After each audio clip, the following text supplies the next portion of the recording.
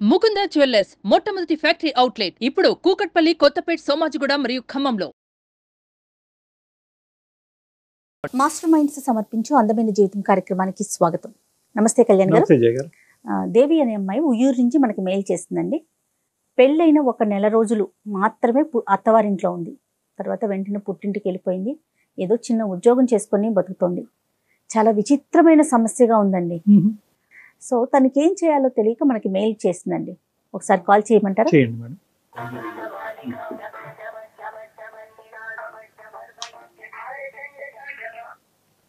Hello hello, దేవి గారండి, నేను జయానండి, అందమైన జీవితం ప్రోగ్రామ్ నుంచి కాల్ చేస్తున్నాను. నమస్తే మేడం. నమస్తే దేవి. నమస్తే అండి. మీరు మెయిల్ చేశారు, డాక్టర్ గారితో మాట్లాడాను, డిస్కస్ చేశాను మీ విషయం. మరి మీరు కూడా ఒకసారి మాట్లాడతారా? నాతో పాటు డాక్టర్ గారు కూడా స్టూడియోలో ఉన్నారు. మాట్లాడతాను మేడం. ఎస్, దేవి అండి, ఉయ్యూరు నుంచి. దేవి నమస్తే అమ్మా. నమస్తే సార్. ఎంతమ్మా వయసు? సార్ నా వయసు 23 సంవత్సరాలు సార్.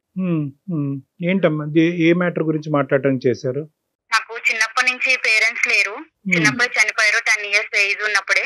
అయితే మా మేనత్త గారు నన్ను డిగ్రీ వరకు చదివించారు సార్ కష్టపడి. చుట్టాలందరూ కూడా మమ్మల్ని చాలా బాగా చూడలేదు. ఇంకా నాన్నగారు అమ్మగారు చనిపోయాక ఇంకా ఆమె దగ్గరికి తీసుకుని మమ్మల్ని చూశారు.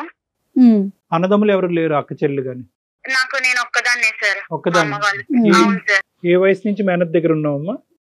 సార్ నేను 12-13 సంవత్సరాల దగ్గర నుంచి ఉన్నాను సార్. అప్పుడు ఇద్దరు అమ్మగారు నాన్నగారు కూడా చనిపోయారు సార్. చెప్పమ్మా దేవి. చెప్పమ్మా. అయితే మా మేనత్త గారు ఒక సంబంధం చూసి పెళ్లి చేశారు సార్. అంటే మా ఇంటికి వచ్చి మరి నన్ను చూసుకుని కావాలి, ఈ అమ్మాయి కావాలని చెప్పి ఒక 1 మంత్ 2 మంత్స్ వరకు తిరిగి నన్నే కావాలని కోరుకుని వాళ్ళు చేసుకున్నారు సార్ మ్యారేజ్. ఓకే అమ్మా. కట్నం కూడా ఏం తీసుకోలేదు. వాళ్ళు కొంచెం బాగా రిచ్ పీపుల్. బాగా అంటే కొంచెం బాగా ఫైనాన్షియల్ మొత్తం కంప్లీట్ సెటిల్డ్. ఓకే. నువ్వేం చదువుకున్నావమ్మా? నేను డిగ్రీ చదువుకున్నాను సార్. ఎవరుంటారో అతనితో పాటు? ఉమ్మడి కుటుంబం? ఉమ్మడి కుటుంబం సార్, అందరూ కలిసి ఉంటాము. పెళ్లికి ముందు మాట్లాడేవమ్మా అబ్బాయితో ఒక నిర్ణయం తీసుకునే ముందు? మాట్లాడాను సార్. మాకు పెళ్లికి కూడా పెద్ద టైం ఏమీ లేదు సార్. ఓన్లీ ఒక 1 మంతే సార్. వాళ్ళు ఎమ్మటే చూసుకున్నారు. అదే మంత్ లో పెళ్లి చూపులు, ఎంగేజ్మెంట్ అన్ని సంబంధించిన అన్ని అయిపోయినాయి సార్. నువ్వు మొత్తం మేనత్త మీద భారం వేసి బాగుందిలే ఆవిడ కరెక్టే నిర్ణయం తీసుకుంటది కాబట్టి అన్నట్టుగా నువ్వు వెళ్ళావు. మరి నన్ను చిన్నప్పటి నుంచి పేరెంట్స్ లేకపోయినా పెంచి చూసుకున్నారు కదా సార్. మేనత్ ఎప్పుడు బాగానే చూసుకుందామా నిన్ను? మేనత్ గారు బాగానే చూసుకున్నారు సార్. అనుకున్న దాంట్లోనే పెంచి పెద్ద చేసి అన్ని చూసుకున్నారు. వాళ్ళ పిల్లలతో పాటు సమానంగా చూసుకున్నారు. వాళ్ళకి కూడా పిల్లలు ఉన్నారా? అత్తయ్య కూడా ఉన్నారు సార్. చిన్న వాళ్ళు నాకన్నా ఏజ్ లో. నీకు అంతకు ముందు ఎన్ని సంబంధాలు వచ్చినాయి అమ్మా? ఇది ఒకటే ఫస్ట్ సంబంధమే ఎస్ అని చెప్పారా? అంతకు ముందు వేరే సంబంధం అయితే ఇదే ఫస్ట్ వచ్చింది సార్. వాళ్ళు బాగా ఎంక్వైరీ చేసుకుని అన్ని గమనించుకుని మీ దాకా వచ్చారు. నా దాకా వచ్చి అంతా ఎంక్వైరీ చేసుకుని మా మేనత్తో మాట్లాడి ఇళ్ళ పక్కన వాళ్ళతో మాట్లాడి ఒప్పించుకుని కావాలి అని చెప్పి చేసుకున్నారు సార్. Okay okay. పెళ్లి బాగా జరిగిందమ్మా? వాళ్ళు 10 లక్షల వరకు ఖర్చు పెట్టుకుని చేసుకున్నారు సార్. వాళ్ళతో వాళ్ళ రేంజ్ కి తగ్గట్టుగా. ఇప్పుడు ఏంటమ్మా సమస్య ఏంటి దేవి? నన్ను పెళ్లి చేసుకుని తీసుకుని వెళ్ళి ఒక మాట అన్నాడు. ఏంటంటే మా వదినికి పిల్లలు ఉంటే నేను అసలు పెళ్ళే చేసుకోకపోయేవాడిని.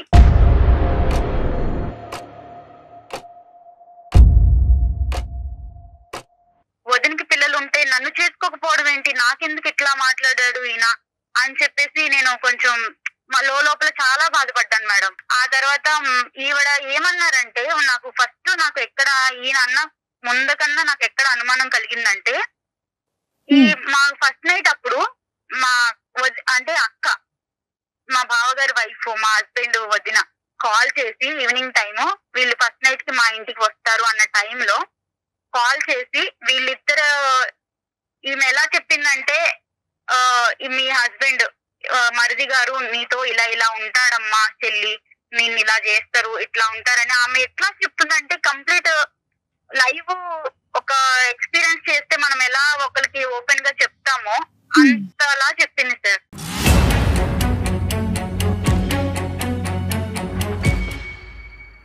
నా భర్త ఎలా అనేది ఆమెకి ఎలా తెలుసు, ఇలా చెప్పడం ఏంటి అనేది నన్ను బాగా చెలించేసింది. లోపలికి చాలా ఫీల్ అయిపోయాను. వాళ్ళకి పిల్లలు లేరమ్మా? పిల్లలు లేరు సార్. ఇక్కడ పాయింట్ అక్కడే స్టార్ట్ అయింది సార్. వీళ్ళకి పెళ్లి, మా ఆయన నన్ను పెళ్లి చేసుకోవడానికి ఎంత రీజన్ అది కూడా ఆమెకి పిల్లలు లేకపోవడం.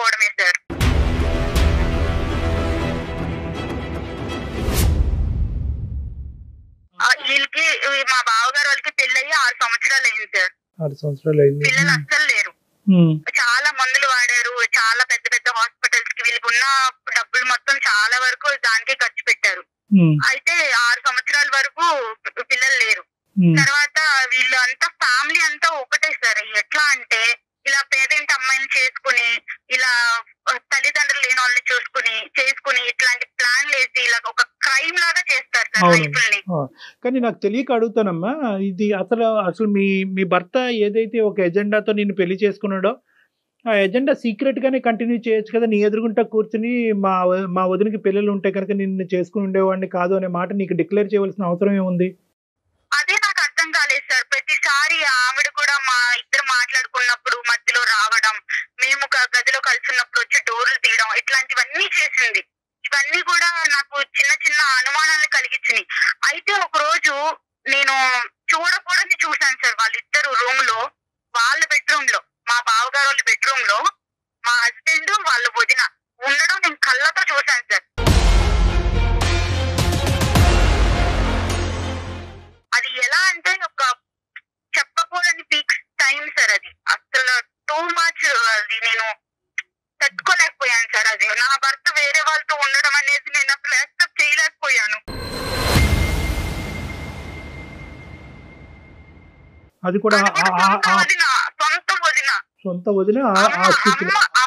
అమ్మ తర్వాత అమ్మ ఎవరైనా ఉన్నారంటే వదిన కదా సార్. మీ బావగారికి ఎంతవరకు తెలిసి వ్యవహారం అతనికి పూర్తిగా తెలుసా? ఇంట్లో అందరికీ తెలుసు సార్. అందరికీ తెలుసా? గారికి, అత్తయ్య గారికి, బావ గారికి అందరికీ తెలుసు సార్.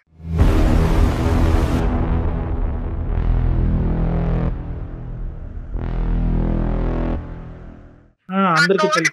కూడా నాలాగా లేని పరిస్థితి నుంచి వచ్చి తామని కూడా అలాంటి ఇంటి నుంచి చేసుకున్నారు. వీళ్ళు ఇద్దరు అన్నదమ్ములు కూడా లేట్ మ్యారేడ్ సార్. సరే, బావగారికేమో 40 ఏళ్ళకి పెళ్లి చేశారు, మా ఆయనకేమో 38 ఏళ్ళకి పెళ్లి చేశారు, నాకేమో 23 సంవత్సరాలు. ఎంత గ్యాప్ చూడండి సార్. ఇలాంటి నాకు పెళ్లికి ముందు చెప్పలేదు సార్ వీళ్ళు ఇవేమి, తర్వాత చెప్పారు. చెప్తే నువ్వు ఎందుకు చేసుకుంటావు కానమ్మా. వీళ్ళందరూ ఏంటంటే అలాంటి బక్రాలను ఎదుర్కొని ఎవరైతే కనుక దిగు స్థాయి దిక్కులేనటువంటి వాళ్ళు ఉంటారో, ఎదురు దాడి చేయరు, ఎటువంటి ప్రశ్న అడగరు, ఒక మూలన పడి ఉంటారు. అయినా కానీ నిన్ను చేసుకోవటం ఎందుకమ్మా? ఇప్పుడు అంటే పెళ్లి అనే ఇప్పుడు వాళ్ళ వదినతో నిజంగా ఆ వ్యవహారం నడిపిస్తే కనుక ఆ ట్రయాంగిల్ లవ్ స్టోరీ అలాగే కంటిన్యూ అవనియండి. మధ్యలో నిన్నెందుకు తీసుకొచ్చారంటే ఎందుకు బలి చేశారు అసలు? అది లవ్ కాదు సార్, అది ఒక రకమైన కామం అన్నమాట.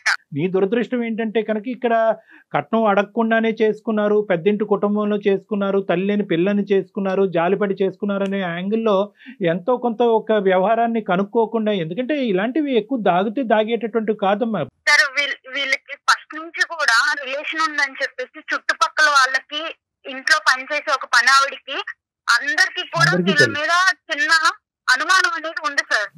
నీకు వెళ్ళాక గానీ తెలియలేదు అంతేనమ్మా? వెళ్ళాక గానీ తెలియలేదు. ఈయన కూడా ఫస్ట్ నుంచి కూడా ఇట్లా నాకు ఫస్ట్ నైట్ అప్పుడు చెప్పడం, ఈయన ఇలా ఇవన్నీ కూడా ఇక నేను కూడా స్లోగా అందరినీ కనుక్కోవడం ఇలా జరిగింది సార్. ఇవి జరిగిన తర్వాత మా మామయ్య గారికి, అత్తయ్య గారికి అందరికి కూడా నేను దీన్ని ఎక్స్ప్లెయిన్ చేశాను మేడం. చేసినందుకు నన్ను వాళ్ళు ఆ రోజు సాయంత్రమే తీసుకొచ్చేసి మా ఇంట్లో మా మేనత్త దగ్గర నన్ను దింపేసి, మీ అమ్మాయిని ఇలా పెంచారు మీరు ఇలాగే పెంచడం, ఇలాగే ఈ అమ్మాయికి మంచి మర్యాద అని చేసుకున్నాం మేము, మా మీద బొరుగు జల్లుతుంది అంటే వాళ్ళ వైపు ఏమీ తప్పు లేనట్టుగా మాట్లాడుతున్నారు అంతేనమ్మా? మాట్లాడి మా మేనత్త గారికి చెప్పి దింపేసి వెళ్ళిపోయారు మేడం మా మావయ్య గారు.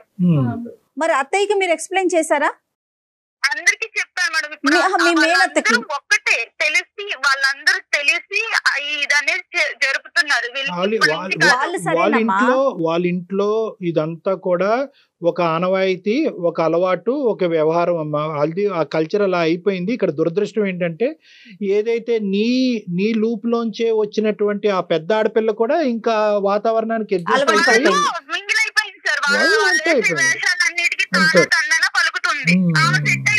మీ మేనత్త కూడా నిన్ను అర్థం చేసుకోలేదా? ఆవిడేమంటారు? చేసుకున్నావు అక్కడ, అందుకే వాళ్ళు తీసుకొచ్చి దింపారు. ఏం జరిగిందో చెప్పంటే ఇది నాకు చెప్పాను. అయినా కూడా అలా ఎలా చేస్తారు అంటే వీళ్ళని ఎలా నమ్మించేశారు వాళ్ళు. నమ్మట్లా. సో నువ్వేదో ఇక్కడ కావాలని నాటకం ఆడి నీ జీవితాన్ని నువ్వు పాడు చేసుకుంటున్నావు అనేటటువంటి ఆలోచన మా అందరికీ కూడా ఇక్కడ ఏ కోసాన్ని కూడా మాకు లేదు. ఏమన్నా మాట్లాడదామా కళ్యాణ్ గారు? సార్ నేను ఏంటంటే ఇప్పుడు నా జీవితం అనేది క్వశ్చన్ మార్క్ లో పెట్టేశారు సార్. ఇప్పుడు నేను దానికి సమాధానం వెతుక్కోలేకపోతున్నాను. ఎంతకాలం అక్కడ కలిసి ఉన్నావమ్మా? ఎంతకాలం కుటుంబంలో ఉన్నావు? నేను ఒక 20 రోజులు 22 రోజులు అట్లాగే కలిసి ఉన్నాను సార్. నెల లోపే సార్. ఈ 2 years పాటు, ఈ 2.5 years పాటు మీ ఇద్దరి మధ్యన కమ్యూనికేషన్, మెసేజెస్, అతను మీ ఇంటికి రావటం నెంబర్లన్నీ బ్లాక్ చేసేసారు. నేను అక్కడ నుంచి వచ్చాక కూడా నేను కాల్ చేస్తున్నానని చెప్పేసి నా నెంబర్ బ్లాక్ చేసేసారు సార్.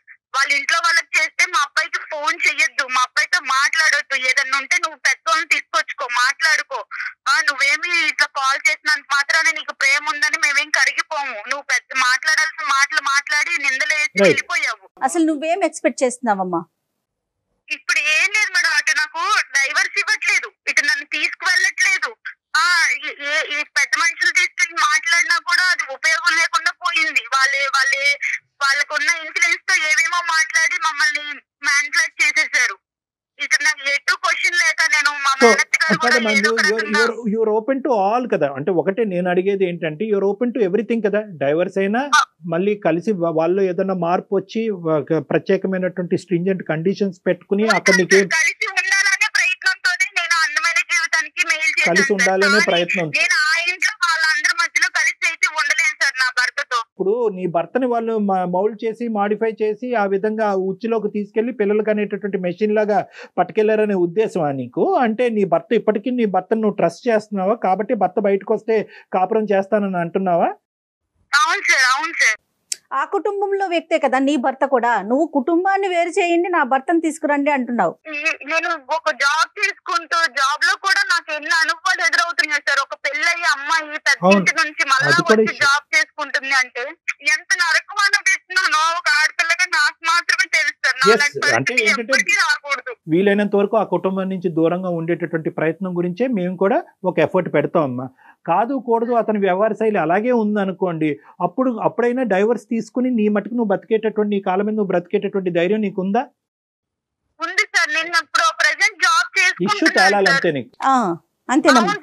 అవును సార్. నా జీవితం ఎందుకు క్వశ్చన్ చేశారు, నన్ను ఇలా ఎందుకు మోసం చేశారు, ఎంతమంది అమ్మాయిలు జరుగుతుంది. అర్థమైందమ్మా. నువ్వు రెండు అదే నేను ఇందాక చెప్తున్నాను కదా, నువ్వు అన్ని డైరెక్షన్స్ ఓపెన్ గా ఉంచితే కనుక మాకు ఈజీ అవుతుంది. లేదండి ఎలాంటి మనిషి అయినా పర్వాలేదు అతనితో పాటే నేను ఉంటాను అంటే కనుక మా ముందు కాలం బంధం వేస్తాను. నేను వెళ్తాను సార్ వేరు కాపురం. లేదు డైవర్స్ ఇస్తానన్నా నేను దేనికైనా సిద్ధంగా ఉన్నాను. నా జీవితానికి ఒక సమాధానం అనేది కావాలి. సరే నెంబర్ ఫోన్ పిక్ చేస్తున్నాడు అతను, ఇట్లా బ్లాక్ చేశాడు. బ్లాక్ చేసేసారు మేడం. ఒక పని చేయమ్మా, నాకు ఒక్కసారి నువ్వు వాట్సాప్ మెసేజ్ పెట్టు, నేనే కాల్ చేస్తాను అతనికి. అలాగే మేడం, అలాగే.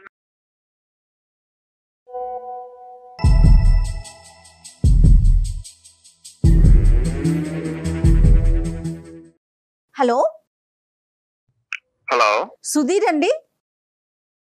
అవునండి. దేవితో ఇంతకు ముందే మాట్లాడాం మేము. దేవి మీ భార్య 2.5 సంవత్సరాల క్రితం కలిసి కాపురం చేసిన మీ భార్య. ఏదో ఒక ఇష్యూ చెప్తా ఉంది సుధీర్. తన్ని మీరు పెళ్ళైన నెల రోజుల్లోనే పుట్టింట్లో వదిలేశారని, ఇప్పటికి 2 సంవత్సరాలు అవుతోందని, పెద్ద మనుషుల ద్వారా వచ్చినా కూడా సమస్యకి పరిష్కారం కావట్లేదు, నన్ను ఏం చేయమంటారు అని మాకు ఒక మెసేజ్ పెట్టింది. మేమే కాల్ చేశాము. సో తన ఫోన్ పిక్ చేయట్లేదని నేనే మీకు కాల్ చేయటం జరిగింది సుధీర్. అసలు ఏం జరిగింది ఏంటి అసలు నేను ఎందుకు ఎక్స్ప్లెయిన్ చేయాలి మేడం? అంటే ఇప్పుడు నేను ఎందుకు చెప్పాలి ఇదంతా? ఎవరు మాకా?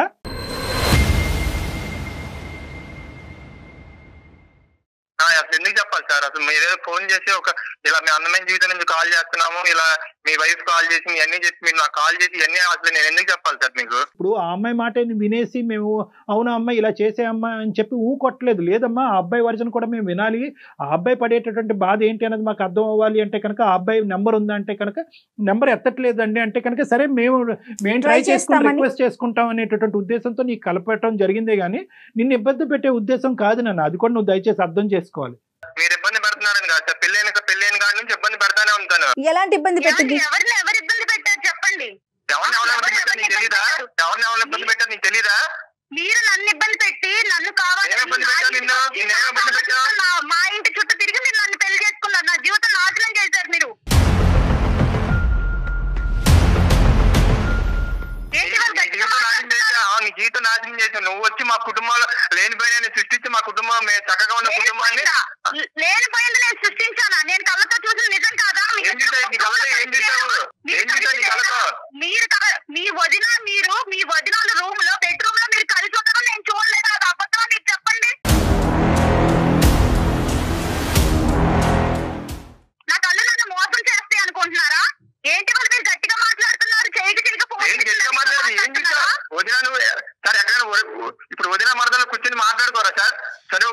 ఫ్యామిలీలో పడుకుంటారు, చేతులు పట్టుకుని చేతులు వేసుకుని మంచాల మీద చేతులు పట్టుకుని చేతులు వేసుకున్నారంటే సార్, ఆ రోజు మా వదిన వాళ్ళ పర్సనల్ ప్రాబ్లం ఏదో మా వదిన వాళ్ళ ఇంట్లో పర్సనల్ ప్రాబ్లం ఉంటే అది నాకు చెప్తుంది సార్. అది నువ్వు ఎవరికి చెప్పమాకని చెప్పి ప్రామిస్ తీసుకుని సార్. అది చూసుకుని తినేదో ఊహించేసుకుని డాక్టర్ గారు చెప్పే అంత అబద్ధం డాక్టర్ గారు. నేను చెప్పే అబద్ధాలు నీకు అంటే వదిన మనుషులు అంటే ఇంత చనువుగా ఉంటారని నాకు తెలియదు. మరి మీ ఇంట్లో నేను చూసేంత వరకు, నేను బయట చూసాను కానీ ఇలాంటివి చూడలేదు. మీ అంత చనువుగా నేను ఇగో ఇట్లా మంచాల మీద అంత చనువు ఉంటారని నాకు ఇప్పుడే అర్థమైంది. ఒకటి సుధీర్, ఒక్క నిమిషం అమ్మ మాట్లాడమాక, నీకు అదే చెప్పాను లాస్ట్ టైం కూడా. మీ అత్తని తీసుకొచ్చి మాట్లాడినప్పుడు దేవి నువ్వు లేనిపోయిన క్రియేట్ చేయమాక. చక్కగా ఉన్న మా ఫ్యామిలీలోకి వచ్చి నువ్వు లేనిపోయిన క్రియేట్ చేసి ఇప్పుడు మా ఫ్యామిలీ మొత్తం డిస్టర్బ్ అయ్యేలా చేసావు నువ్వు. అసలు ఏం మాట్లాడుతావు నువ్వు? అసలు నువ్వు షోకి వెళ్ళాల్సిన అవసరం ఏంటి నీకు? దేవి రీసెంట్ గా అలా అది ఎవరికి తెలుసు? ఎవరికి పుట్టాడంటే ఏ మాట బుద్ధి ఉందా బుద్ధి లేదా అసలు నీకు?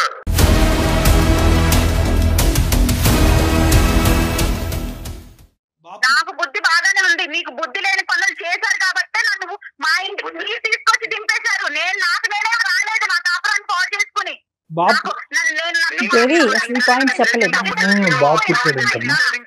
మాకేం సరదా కాదు పెళ్లి చేసుకుని తీసుకెళ్ళి దించడానికి నిన్ను. సరదా కాదా? మరి నా జీవితం మీకు సరదా అయిపోయింది, అందుకే నన్ను దింపేశారు మీరు. ఒక 2 minutes ఉండండి. ఇప్పుడు నేను అడిగేటటువంటిది ఒకే ఒక పాయింట్ ఏంటంటే, ఈ 16 రోజుల ఫంక్షన్ అప్పుడు మీరు ఆ విధంగా ఎందుకు చెప్పాల్సి వచ్చింది? అంటే పిల్లలు ఉండుంటే కనుక, వదినకి పిల్లలు ఉండుంటే కనుక అసలు పెళ్ళి అనేది రూల్ అవుట్ చేసేసి ఉండేవాడిని అనేది ఎందుకు అన్నారు మీరు? బేసిక్ గా నాకు పెళ్లి అనే దాని మీదే నాకు ఇంట్రెస్ట్ లేదు సార్. ఓకే, నేను సింగిల్ గా ఉందామనే పాయింట్ ఆఫ్ వ్యూ లోనే నేను ఫస్ట్ నుంచి ఉన్నాను సార్. ఇప్పుడు అదే మా వదినికి మా అన్నయ్యకి పిల్లలు ఉంటే ఆ పిల్లలతో నేను కొంచెం మంచిగా టైం స్పెండ్ చేసి నా లైఫ్ అలా లీడ్ చేస్తూ ఉండేవాడిని సార్. సో మా అన్నయ్యకి మా వదినికి పిల్లలు లేరు కాబట్టి. ఇప్పుడు ఆ అమ్మాయి సంగతి ఆలోచించావా? అంటే నేను దిక్కు లేక, ఏ పని పాటు లేక, నాకు అవసరం లేకపోయినా కూడా నేను తీసుకొచ్చి ఈ బెడ్రూమ్ లో కూర్చోబెట్టాను అనే ఉద్దేశం అమ్మాయికి కలుగుతుంది కదా. అక్కడి నుంచి ఆ అమ్మాయి ఆలోచన డాక్టర్ గారు ఏమండి, మనకే పిల్లలు ఉంటే బాగుంటది కదా, అలా ఎందుకు ఆలోచించలేదు మీరు? నువ్వు వచ్చావు, మా అమ్మ బాగా చూసుకుంటది, మనకి పిల్లలు కలుగుతాయి అని నాతో ఎందుకు అనలేదు? ఆ మాట అనుకుంటే నువ్వు అనుకుంటా, నీకు నచ్చినవి అన్ని నువ్వు ఊహించుకుంటా ఉంటే మనకే పిల్లలు చెప్తున్నా. ఇంకొకసారి మాట అంటే బాగోదు చెప్తున్నా, మళ్ళీ చెప్తున్నా. మీరు ఏం బాగోదు ఏం చేస్తావు చెప్పు.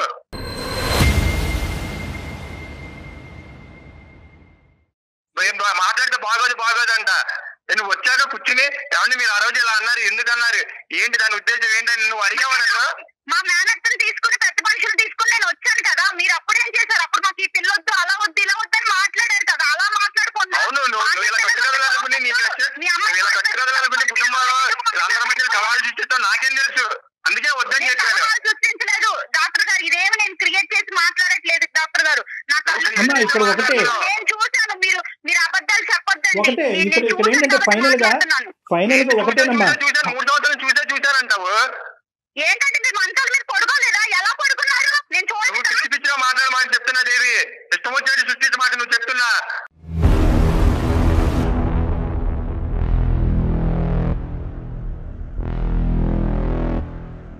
అదే తప్పు చేస్తే మీరు ఊరుకుంటారా? ఊరుకోరు కదా. ఊరుకోరు, ఎవరు ఊరుకోరమ్మా.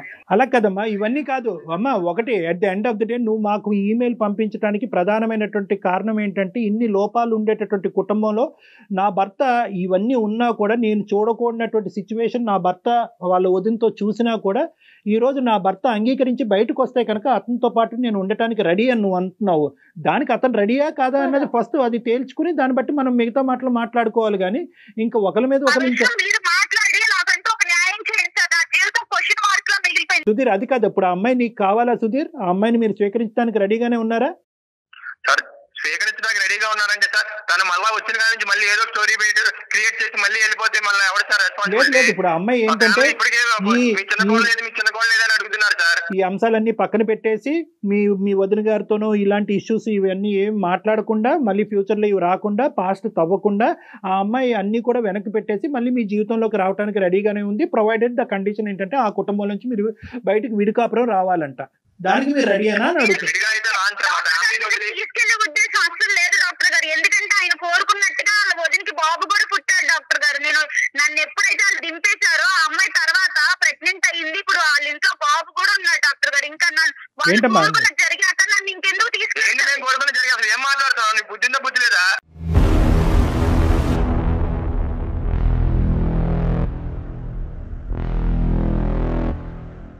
పొద్దు పొద్దున్న న్యూసెన్స్ చేయండి సార్ మాది ఇక్కడ. మాకు ఇంక వేరే పల్లె ఇవ్వండి. ఇలా ఛానల్ ఫోన్ చేసాము, దేవి ఫోన్ చేసింది, తీసుకెళ్తా ఇవన్నీ ఏంటి సార్ మాకు? చూసారా డాక్టర్ గారు ఎలా మాట్లాడుతున్నాడు ఈయన? అది వీళ్ళ నిజ స్వరూపాలు ఇలా బయటపడిపోతాయి అన్నమాట. మనం గట్టిగా మాట్లాడి గొంతెత్తి మాట్లాడే వాళ్ళు వీళ్ళకి నచ్చరు. నువ్వు ఒక పెద్ద మాట అన్నావు. ఇప్పుడు నేను బయటకు వచ్చినాక వాళ్ళు వదిన గర్భాన్ని దాల్చి ఇప్పుడు ఒక బిడ్డను కన్నది అంటే కనుక దాని ఉద్దేశం ఏంటి?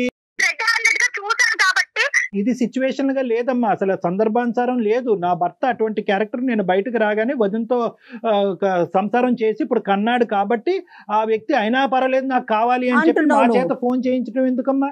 ఇప్పుడు నీకు అటువంటి భర్త కావాలా? నిజంగా నువ్వు అన్నదే కరెక్ట్ అని అనుకుందాము. ఈ ఆలోచనలు ఈ ఉద్దేశాలు అన్ని మనసులో పెట్టుకుని అతనితో పాటు మళ్ళీ ప్రయాణం మొదలు పెడతాను, ఓన్లీ కండిషన్ అక్కడ కుటుంబం నుంచి బయటకు రావాలంటే ఇది వర్కబుల్లేనా? మీరిద్దరు ఎప్పటికీ కూడా సుఖ సంతోషాలతో ఉంటారా? మేము కలిపి పంపినా కూడా ఇది వర్కబుల్లేనా? ప్రాక్టికల్ లైన్లో సుధీర్ ఇప్పుడు నేను ఏ నిర్ణయం తీసుకోలేని స్థితిలో మీ దగ్గర మెయిల్ చేశాను సార్. దానికి నాకు నా జీవితానికి మీరే ఒక దారి చూపించాలి. దారి చూపెట్టాలి అంటే దారి చూపెట్టాలి. ఏదైనా నేను అయిపోయింది. మీకు ఆలోచించుకుని మెయిల్ చేశాను. అతను డైవర్స్ ఇస్తాడా లేదా అనేటటువంటిది అతని సంభాషణలోనే మనకు అర్థమైంది, అతని మాట తీరులో అర్థమైంది. ఇప్పుడు ఫోన్ కట్ చేసి వెళ్ళిపోయాడు. ఇంకా మనకు అర్థం అయిపోయింది అతనికి నువ్వు వద్దు.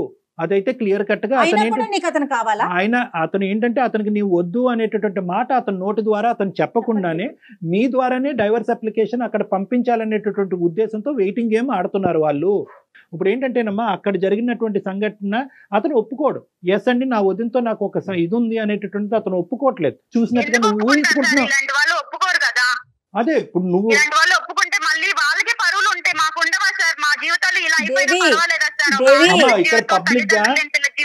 దేవి ఇక్కడ పబ్లిక్ గా నువ్వు చూసింది కరెక్ట్, ఖచ్చితంగా అక్కడ అక్రమ సంబంధం ఉంది అనే విధంగా మేము కూడా మాట్లాడలేవు. కానీ నీ కళ్ళ ద్వారా నువ్వు ఏదైతే చూసావో అది నువ్వు నమ్ముతున్నావు కాబట్టి అక్కడికి వెళ్ళేటటువంటి ఉద్దేశం నీకు ఉందా లేదా అని ప్రాక్టికల్ గా ఆలోచించు. దేవి మొత్తం నువ్వే చెప్తున్నావు, నువ్వు ప్రాక్టికల్ గా ఆలోచించు. నువ్వు చూసింది మేము సమర్థించలేము అమ్మా, ఎందుకంటే మేము ఎలా సమర్థిస్తాము? అక్కడ మేము సమర్థించలేము. కానీ నువ్వు చూసింది నిజమే, ఆ నిజాన్ని నేను చూశాను కాబట్టి అది నేను జీర్ణించుకోలేను కాబట్టి అక్కడికి నేను వెళ్ళలేను అనేటటువంటి నిర్ణయం అన్నా తీసుకోవాలి. అది జీర్ణించేసుకుని సంసారం జీవితమే ఇంపార్టెంట్ కాబట్టి మిగతా అంశాలన్నీ పక్కన పెట్టేసి అణిగిమణిగి నేను అక్కడే ఉంటాను అనే నిర్ణయం అన్నా ఏంటంటే అది ఖండిస్తున్నావు, అది తప్పు అంటున్నావు, అది కరెక్ట్ కాదంటున్నావు, అది దరిద్రం అంటున్నావు. కానీ నా భర్త నాకు కావాలి, అక్కడి నుంచి బయటకు వస్తే కనుక అన్ని మర్చిపోయి కాపురం చేస్తానంటే ఈ రెండు ఎలాగ ఒక పడవలో ఎలా ప్రయాణం చేయొచ్చు? ఇవి కాదమ్మా నువ్వు చూసింది. ఇప్పుడు మీరు నా బాధ అనేది మీకు అర్థమైంది కాబట్టి నాకు అర్థమైంది. నేను ఒకే కంక్లూజన్ నేను చెప్తానమ్మా. ఇప్పుడు ఆ అబ్బాయి అయితే కనుక ఇది ఒక పేపర్ తీసి చింపేసినట్టుగా ఇది చింపేస్తున్నాడు. అదేమీ లేదు, కేవలం మా కుటుంబంలో విడదీయటానికి ఈ అమ్మాయి దాపరించింది కాబట్టి ఈ అమ్మాయిని తీసుకెళ్లి ఆ పుట్టింట్లో వదిలేయటం జరిగింది. మాకు ఇక్కడ ఎటువంటి అలాంటి బూత్ కార్యక్రమాలు ఏమి ఇక్కడ జరగట్లేదు, అటువంటి అంశాలు ఏమీ లేవు అని ఆ అబ్బాయి కళాఖండిగా చెప్పేశాడు. కాబట్టి ఆ అబ్బాయి తప్పు చేస్తున్నట్టుగా ఇలా పబ్లిక్ ఫోరం మీద మేము మాట్లాడటం అనేది కరెక్ట్ కాదు. వదినికి అతనికి ఇంకోటి ఏదో ఉంది అనేటటువంటిది ఇలా పబ్లిక్ ఫోరం మీద మాట్లాడటం కరెక్ట్ కాదు. కానీ at the end of the day okay అందు గురించి ఇక్కడ ఏంటంటే బాధితురాలు నువ్వే, జడ్జి నువ్వే. అదే నేను అంటున్నాను, బాధితురాలు నువ్వే, జడ్జి నువ్వే. నువ్వు కొద్దిగా ఓపెన్ మైండ్ సెట్ లో ఉండాలి. నువ్వు ఎంత ఇంప్రాక్టికల్ గా ఆలోచిస్తున్నావు అనే ఓపెన్ మైండ్ సెట్ తో నువ్వు ఉంటే కనుక నీ నిర్ణయం నువ్వే తీసుకోవచ్చు. ఇలాంటి వ్యవహారాలు నడిపించేటటువంటి భర్తతో పాటు నమ్మకంగా నేను ఎలాగా కాపురం చేయగలను, ఎలా నమ్మకంగా అతనితో కాపురం చేసి పిల్లలు కన్ను, ఇది ప్రాక్టికలీ ఇంపాసిబుల్. నెంబర్ 1. నెంబర్ 2 ఏంటంటే ఇక్కడ మోస్ట్ ఇంపార్టెంట్, అతనికి నీ మీద పూర్తిగా నమ్మకం పోయింది. అతను నీ మీద నమ్మకం ఏమి లేదు. ఈ అమ్మాయి ప్రేమ పోయింది, చచ్చిపోయింది. అతను ఒకటే ఉద్దేశం ఏంటంటే నేను అయిష్టంగా బలవంతంగా పెళ్లి చేసుకున్నాను. అయితే ఏంటయిందంటే కనుక కొద్దిగైనా కాంప్రమైజ్ అయ్యి నేను చెప్పేటటువంటి మాట విని నా లెక్క ప్రకారం ఉండేటటువంటి వ్యక్తిగా వచ్చుంటే కనుక నేను స్వీకరించేవాడిని. వస్తూనే మా కుటుంబాలను చిచ్చిరేపి ఎదురుదాడి చేసేటటువంటి వ్యక్తిని నాకు వద్దు అని చెప్పి చెప్పకుండానే అతను నీకు దండం పెట్టేశాడు. అతను సో ఇటువంటి వాతావరణంలో అసలు ఎంతవరకు అసలు 0.5% అయినా కూడా ప్రాక్టికల్ గా మీరిద్దరు సంసారం చేసుకుని ముందుకు వెళ్ళగలరా? No, I don't think it is practically possible. నువ్వే ప్రాక్టికల్ గా ఆలోచించట్లేదు దేవి. సారీ నేను ఇట్లా అంటున్నందుకు. నువ్వు చేయవలసింది ఏంటంటే, నీకు కాపురం వద్దు, భర్త జీవితం ఏంటి మేడం? ఇప్పుడు నా జీవితం అమ్మా, ఏమైతుంది? డైవర్స్ ఇస్తారా? ఫస్ట్ నువ్వు లీగల్ అడ్వైస్ తీసుకో. మీ తరపు నుంచి మీరే డైవర్స్ తీసుకునేటటువంటి ప్రయత్నం చేయండి. ఒక లీగల్ నోటీస్ అనేది వాళ్ళకి పంపించండి. అన్ని సర్దుమనుగవు. నీ జాబ్ నువ్వు చేసుకో, నీ కాళ్ళ మీద నువ్వు నిలబడే ప్రయత్నం చేయి. అలాగే మేడం. ఇప్పుడు నీ క్లారిటీ వచ్చింది కాబట్టి, ఇంతవరకు నువ్వు ఒక కన్ఫ్యూజన్ లో ఉన్నావు కాబట్టి ఇప్పుడు నీకు వచ్చింది సార్. ఇప్పుడు తెలిసింది వాళ్ళ నిజ స్వరూపం అనేది ఈ ఫోన్ కాల్ బాగా క్లియర్ గా అర్థమైంది. సో నీకు ఏ దారి అయితే నువ్వు ఎత్తుక్కుంటూ వచ్చావు మా దగ్గరికి, ఆ దారి ఇది ఉందమ్మా అని అవైలబిలిటీ అనేటటువంటిది ఒక క్లారిటీ మీకు ఇచ్చాము. నీకు ఆ కన్ఫ్యూజన్ క్లియర్ అయింది కాబట్టి ప్లీజ్ గో హెడ్ అండ్ నీ జీవితం ఏదైతే ఉందో ముందున్న జీవితాన్ని ఒక నమ్మకంతో ప్రయాణం చేయడానికి ప్రయత్నం చేయమ్మా. ఎవ్వరు మనతో తోడు రారు అమ్మా దేవి. మనకి మనమే ధైర్యంగా ఉండాలి. Okay madam. Right. Thank you. Good luck అమ్మా. All the best. She's confused. నిదానంగా ఆలోచించుకుంటే తనకి ఒక క్లారిటీ వస్తుందండి. రైట్ కళ్యాణ్ గారు, నమస్తే.